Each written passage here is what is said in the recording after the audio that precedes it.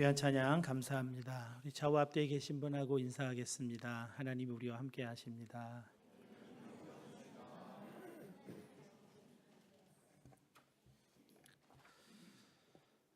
지난 부활주일에 우리는 부활을 축하한다 이렇게 서로 인사했습니다. 저는 그 인사를 고난주간 동안 오스트리아의 수녀 마리안느 스퇴거 할머니께 먼저 들었습니다. 부활을 축하한다는 이 인사가 좀 새롭게 다가왔습니다. 우리 주님 부활하셨습니다. 이렇게 할 수 있는데도 주님 부활에 대한 객관적인 사실을 바탕으로 한 이 인사보다 부활을 축하합니다 라는 이 인사가 우리 믿는 사람 모두도 주님과 함께 부활했다는 주관적인 것을 담고 있어서 더 좋은 인사로 마음에 다가왔습니다. 내가 어떤 존재라는 사실을 담고 있는 인사여서 더 좋은 인사였고, 이런 인사들은 자주 서로 주고받아야 할 인사다라는 생각도 하게 되었습니다. 우리는 수많은 말들을 듣고 또 사용하면서 살고 있지만, 우리가 자주 듣고 해야 할 말이 있고 듣지 않고 사용하지 말아야 할 말들도 있습니다. 이것을 분별하는 것은 너무나 중요합니다. 마리안느 스퇴거 할머니를 처음 만난 것은 텔레비전 화면을 통해서였습니다. 1999년 김한길과 사람들이라는 대담 프로그램의 마지막 방송에서였습니다. 김한길과 사람들이라는 이 대담 프로그램은 사회의 저명 인사들, 또 우리 사회에 선한 영향력을 미치는 분들을 방송국에 초대해서 소설가 김한길 씨가 인터뷰하는 것으로 진행이 됩니다. 이 프로그램의 마지막 방송 세트장이 소록도였습니다. 그리고 마리안느 스퇴거 할머니와의 인터뷰를 통해서 왜 이 프로그램의 마지막 세트장이 소록도이어야 했는지를 알게 되었습니다. 인터뷰어 김한길 씨가 인터뷰이 마리안느 스퇴거 할머니께 질문을 합니다. 수녀님을 방송국에 모시려고 여러 번 출연 요청을 드렸는데 한사코 거절하셨습니다. 결국 마지막 방송 스튜디오를 이 소록도로 가지고 와서야 할머니를 모실 수 있게 되었는데 왜 그렇게 방송 출연을 거절하셨습니까? 이 질문에 할머니는 세 가지로 대답을 하셨습니다. 첫째는 부끄러움이 너무 많다는 것이었습니다. 사람들 앞에 나서는 것이 너무 부끄러워서 방송 출연을 거절했다는 것입니다. 둘째는 일 때문이라고 하셨습니다. 병원에서 간호사로 40년 넘게 소록도 나 환자들을 위해 봉사하는데 해야 할 일이 너무 많아서 서울에 있는 방송국에 출연하려면 적어도 하루를 다 소록도 병원을 비워야 하기 때문에 일을 못한다는 것, 그것이 방송 출연 거절의 두 번째 이유였습니다. 첫째, 둘째의 대답 모두 저에게는 참 신선했습니다. 마지막 답변이 저의 머리를 한 대 치는 것 같았습니다. 세 번째, 방송 출연 거절 이유로 할머니는 방송을 믿지 않는다고 하셨습니다. 방송은 사실의 반도 전하지 못하더라 하는 것이 할머니의 입장이었습니다. 방송 인터뷰를 여러 번 해보았지만 할머니가 정말 전하고자 하는 내용은 흥미가 없다거나 방송국의 입맛에 맞지 않는다고 해서 생략, 축소되고 방송국이 원하는 대로 재편집해서 방송을 내보내더라 하는 것입니다. 방송에 나와서 방송을 믿지 않는다는 이 발언은 텔레비전에 내가 나왔으면 정말 좋겠네. 그 노래를 마음속으로 동의하면서 불렀던 저에게도 참 충격이었습니다. 대단한 용기를 지닌 분이었습니다.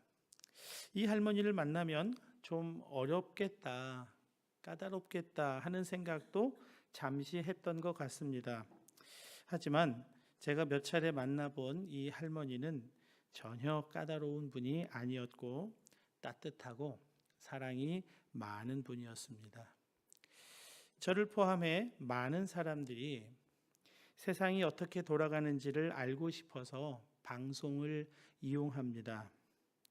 문제는 그 방송이 전해주는 대로 그 방송의 관점과 해석과 정보를 그대로 수용한다는 것입니다. 사실들이 물론 담겨 있겠지만 우리가 기억해야 할 것은 그 방송을 보는 나의 관점과 나의 해석이 살아 있어야 한다는 것입니다. 왜냐하면 어쩔 수 없이 모든 방송은 편파 방송일 수밖에 없기 때문입니다. 고대 철학자 아르키메데스는 물질의 질량을 물의 부력을 사용해서 측정했던 천재였습니다. 그걸 발견하고 유레카하고 외쳤던 적이 있죠.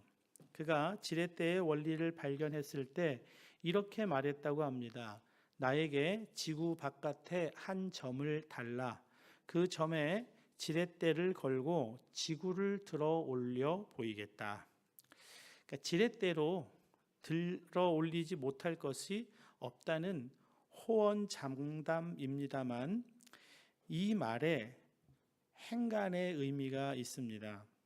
지구를 들어 올리는 것은 지렛대이지만 지렛대를 걸 점은 지구 바깥에 있다는 것입니다. 당연한 말이죠. 인생을 움직이는 것 역시 인생 안에 있는 것이 아니라 인생 바깥에 있다는 것입니다. 인생이 본래 그렇습니다. 인간은 본래 관계적 존재이기 때문에 인간 바깥의 환경, 사람에게 깊이 영향을 받는 존재입니다. 무엇보다 인간을 움직이는 것은 바깥으로부터 들어오는 말, 이 말에 엄청난 영향을 받고 살아갑니다. 성경이 이렇게 말씀하고 있습니다. 그러므로 믿음은 들음에서 나며 들음은 그리스도의 말씀으로 말미암았느니라. 그리스도의 말씀을 들어야 그리스도에 대한 믿음이 생긴다는 이 진리의 말씀은 동시에 세상의 이야기를 들으면 세상에 대한 믿음도 생긴다는 어쩔 수 없는 의미를 또한 포함하고 있습니다. 나의 바깥에 있는 소리가 나를 움직인다 하는 것입니다. 에덴 동산에서 아담은 하나님의 말씀을 들었습니다. 여호와 하나님이 그 사람에게 명하여 이르시되 동산 각종 나무의 열매는 내가 임의로 먹되 선악을 알게 하는 나무의 열매는 먹지 말라. 내가 먹는 날에는 반드시 죽으리라. 이 말씀에 아담은 아무런 의문이 없었습니다. 아무런 불신도 없었습니다. 그러나 사단의 말을 들었을 때 달라집니다. 뱀이 여자에게 이르되 너희가 결코 죽지 아니하리라. 너희가 그것을 먹는 날에는 너희 눈이 밝아져 하나님과 같이 되어 선악을 알 줄 하나님이 아심이니라. 하나님이 무언가 감추어 놓고 있는 것을 사단이 폭로하는 듯한 이 말을 듣습니다. 여기에서 하나님은 아담에게 말씀하셨고 뱀은 하와에게 말한 것이니 여자에게 문제가 있다는 식의 이런 논리는 성경이 전하고자 하는 말씀 내용과 본의와 동떨어져 있습니다. 문제는 누구의 말을 들었느냐 하는 것입니다. 성경이 우리에게 가르쳐 주시려는 것은 누가 먼저 선악과 그 과일 하나를 따 먹었느냐, 그것이 아니라 누구의 말을 들었느냐 하는 것입니다. 이스라엘의 초대왕 사울이 아말렉과의 전투에 나섰을 때 사무엘은 그들을 모조리 전멸시키라는 하나님의 말씀을 전합니다. 그러나 아말렉과의 전투에서 승리한 사울은 좋은 소와 양들을 전리품으로 남겨두고 책망하는 사무엘에게는 하나님께 예배드리려고 남겨두었다는 변명을 합니다. 그 일에 대하여 사무엘이 사울 왕에게 했던 유명한 발언이 사무엘상 15장 22절에 이렇게 기록되어 있습니다. 사무엘이 이르되 여호와께서 번제와 다른 제사를 그의 목소리 청종하는 것을 좋아하심 같이 좋아하시겠나이까. 순종이 제사보다 낫고 듣는 것이 수량의 기름보다 나으니. 우리말 순종으로 번역된 히브리어 단어와 듣는 것이라고 번역된 히브리어 단어가 원문으로 보면 사실은 같은 단어입니다. 쉐마, 들으라 이스라엘 할 때에 그 쉐마를 한 곳에서는 순종으로 번역했고 한 곳에서는 듣는 것이라고 번역해 두었습니다. 성경은 쉐마를 청각, 청력만을 의미하는 것이 아니라 듣는다는 것을 순종까지 포함하는 단어로 사용하고 있다는 것입니다. 최초의 인간이 하나님의 명령을 거스르게 된 결정적 계기는 뱀의 말을 들었기 때문임을 적시하고 있는 것입니다. 하나님의 말씀에 순종하지 않았던 것은 사단의 말에 순종했기 때문이라는 것입니다. 정말 믿음은 들음에서 난다는 것입니다. 한국에서 고등학교 국어를 공부하신 분이라면 누구나 좋아하는 시가 있습니다. 김춘수 시의 꽃이라고 하는 시인데요. 내가 그의 이름을 불러주기 전에는 그는 다만 하나의 몸짓에 지나지 않았다. 내가 그의 이름을 불러주었을 때 그는 나에게로 와서 꽃이 되었다. 내가 그의 이름을 불러준 것처럼 나의 이 빛깔과 향기에 알맞는 누가 나의 이름을 불러다오. 그에게로 가서 나도 그의 꽃이 되고 싶다. 우리들은 모두 무엇이 되고 싶다. 나는 너에게, 너는 나에게 잊혀지지 않는 하나의 의미가 되고 싶다. 이 꽃이라는 시가 청소년 시절 우리들의 가슴을 붙들었던 것은 인간 존재가 무엇으로 사는지 그것을 아주 멋지게 밝혀주고 있기 때문입니다. 인간 존재는 먹고 사는 것만으로 만족하는 존재가 아닙니다. 인간 존재는 누구나 의미 있는 삶을 추구합니다. 때로 먹고 사는 문제로 몹시 흔들려서 의미를 포기하는 때도 있지만 그래서 어쩔 수 없다고 한탄을 하기는 해도 먹고 사는 문제에만 매달려 사는 것을 선하고 아름다운 일이라고 말하는 사람은 단 한 사람도 없습니다. 인간 존재는 누구나 누군가에게 의미가 되고 싶어 하고 누군가에게 꽃이 되고 싶어 합니다.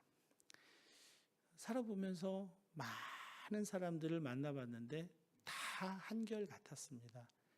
의미 있는 삶을 살고 싶은 겁니다. 그런데 한 가지 너무 쉽게 잊고 사는 것이 있습니다. 누가 내 이름을 부르느냐? 내가 누구에게 응답하느냐? 누구의 음성을 듣느냐? 그것이 얼마나 중요한 것인지는 너무나 쉽게 간과하고 지나간다는 말입니다. 하나님은 우리 각 사람에게 교회를 선물로 주셨습니다. 그런데 교회는 공동체입니다. 교회가 교회답게 되는 일은 혼자서는 결코 안 됩니다. 그래서 개인주의라고 하는 것은 따라서 교회 안에 설 자리가 없습니다. 공동체이니까요. 형제가 연합하여 동거함이 어찌 그리 선하고 아름다운고. 교회는 형제의 연합과 동거로 이루어지는 공동체입니다. 부르는 자가 있고 듣는 자가 있는 이 관계 속에서 공동체가 세워진다는 것입니다.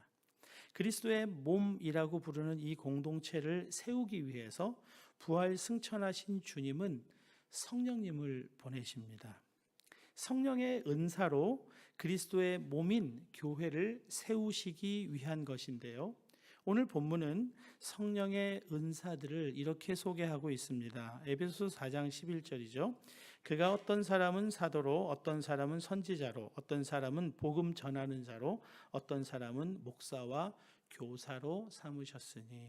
여기서 말하는 그는 성령님이십니다.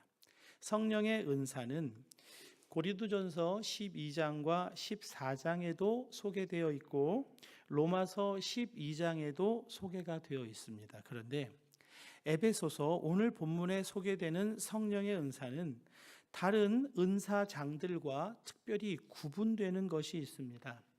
다른 은사장에는 은사의 다양한 모습들을 읽을 수 있습니다만 오늘 본문은 은사의 한 가지에 집중하고 있습니다. 사도, 선지자, 복음 전하는 자, 목사와 교사만을 거론하고 있습니다. 사도가 어떤 인물입니까? 사도의 중요성은 무엇보다 신약 성경을 기록한 자라는 것입니다. 선지자는 예언자라고도 부르는데 예언, 말씀을 맡았다라는 의미입니다. 복음 전하는 자, 두말할 것도 없이 복음의 말씀을 전파하는 자입니다. 목사와 교사, 말씀을 가르치는 자입니다. 오늘 교사주일이라고 또 하나님이 본문에 교사를 이렇게 넣어주셨어요. 특별히 교사들 격려하시느라고. 여러분, 교회가 그리스도의 몸이라고 할 때 이들은 모두 어떤 부위에 해당되겠습니까? 입의 기능을 다 하고 있는 것입니다. 모두 하나님의 말씀을 다루고 있는 자들입니다. 많은 다양한 은사들이 있지만 그리스도의 몸인 교회를 세우는 일에 있어 다른 은사들은 좀 생략하더라도 결코 생략되어서는 안 되는 핵심 은사가 말씀의 은사라는 것입니다.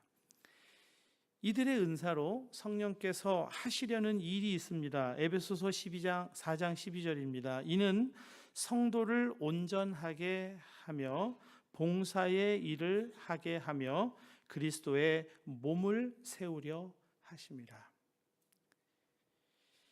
사랑하는 여러분, 성도를 온전하게 하는 것, 성도가 봉사의 일을 하게 하는 것, 그리스도의 몸을 세우는 것 모두 하나님의 말씀이라는 것입니다.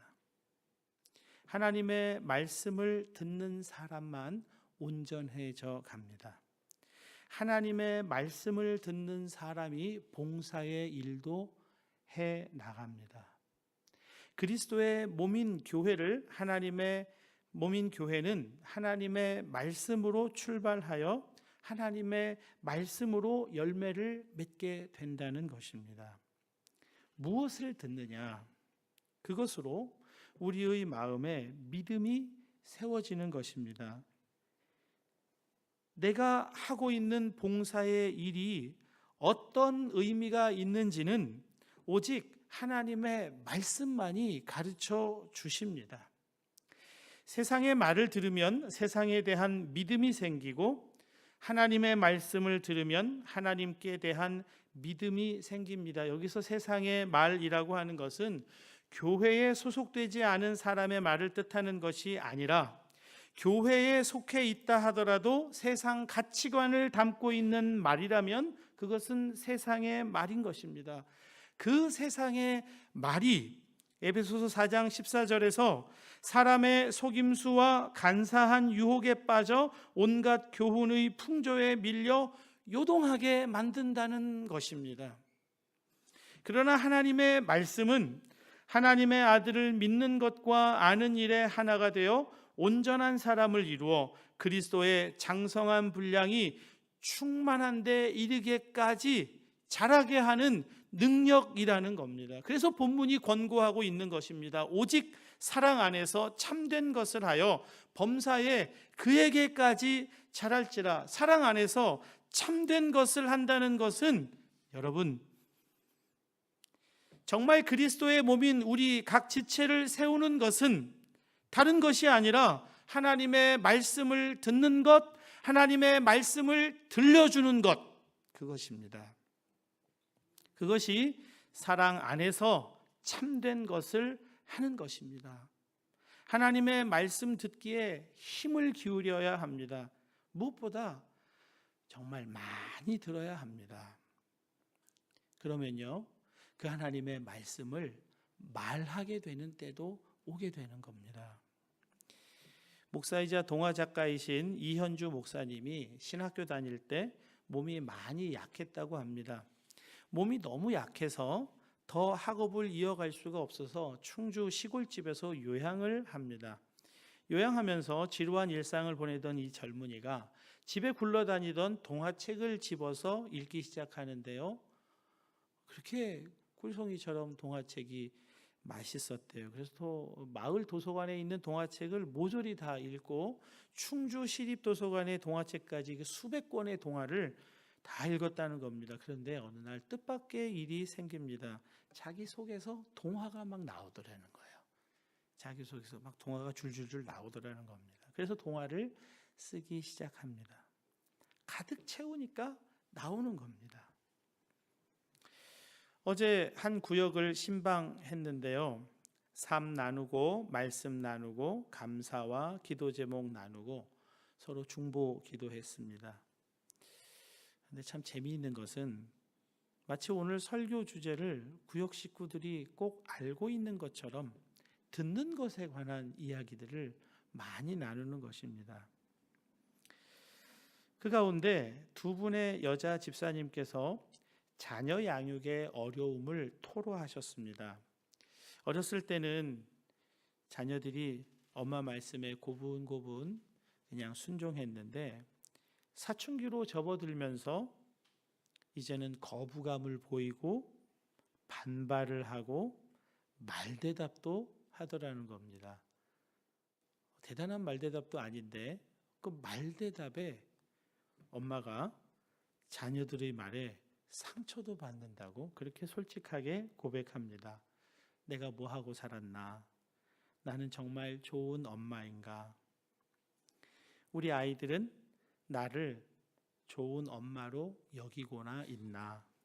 낙심이 되고 마음이 무너지기도 하더라는 겁니다.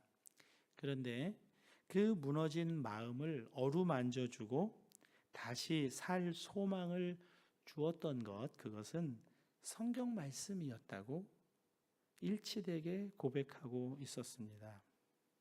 성경을 읽을 때만큼은 마음이 평안하고 믿음도 생기고 힘도 얻게 되더라는 것입니다.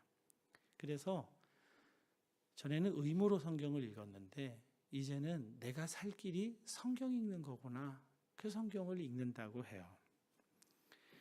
이런 은혜의 말씀을 나누니까 모임이 얼마나 따뜻하고 분위기가 부드럽고 좋은지 알 수가 없어요. 피곤했던 몸과 마음이 그 은혜의 말씀을 나누는 가운데 쉼을 얻게 됩니다. 여러분, 청년 여러분, 장년 여러분, 구역 모임 꼭 하셔야 돼요. 구역 모임에서 나누셔야 할 말씀은 내 철학, 내 사상이 아니라 하나님의 말씀인 겁니다. 베드로전서 4장 11절입니다. 만일 누가 말하려면 하나님의 말씀을 하는 것 같이 하고, 쑥스럽게 여겨지시더라도 내 생각에는 이렇게 말하지 않고 하나님이 내 마음에 주신 생각은 이렇게 말하는 훈련을 여러분 꼭 하십시오.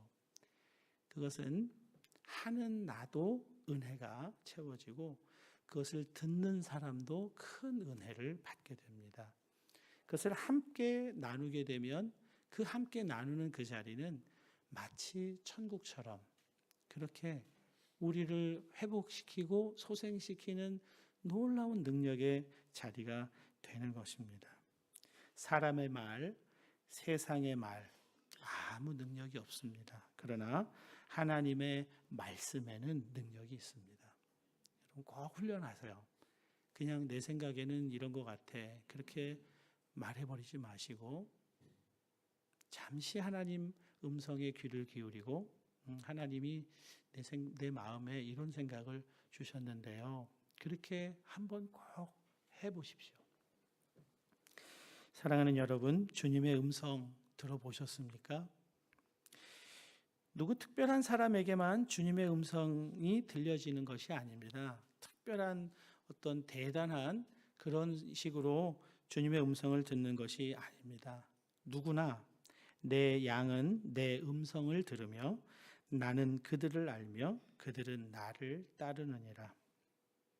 그냥 내 생각, 내 사상, 내 철학, 심지어 성경 구절을 떠올리면서 그 성경 구절로 내가 내 마음을 평안하게 유지하려고 하는 것과 주님이 내 마음에 내 생각에 평안하냐라고 그 음성을 들려주시는 것과는 완전히 다릅니다. 내가 내 마음을 평안하게 여러 가지로 해보려고 해도 그것으로는 내 마음의 평안을 이룰 수가 없습니다. 그러나 바깥에 계신 하나님께서 내 안에 하나님의 음성을 들려주실 때 정말 주님을 따르게 되는 역사가 있습니다. 푸른 초장, 쉴만한 물가, 인도하심에 따라가게 되는 겁니다. 정말로 지구 바깥의 한 점이 나를 움직입니다. 정말로 나를 주님의 꽃으로 만들고 주님에게 사람들에게 의미 있는 존재가 되게 하는 것은 하나님의 말씀이에요. 하나님의 음성입니다. 주님의 음성이 우리에게 생명입니다.